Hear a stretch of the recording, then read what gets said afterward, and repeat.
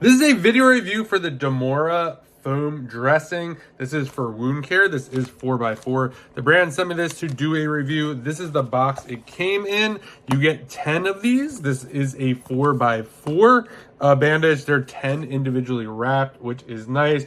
You have directions right here on the back, kind of how to apply, everything you need to do, some warnings or things to look out for when doing it. So we're gonna just open this like this.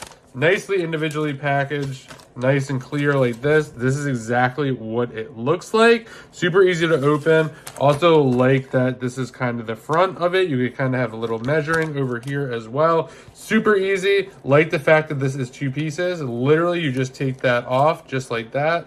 Take this other piece off right here, and then you're just going to stick that right wherever it needs to go. This is extra absorption, so you can kind of see right there if I did have something there.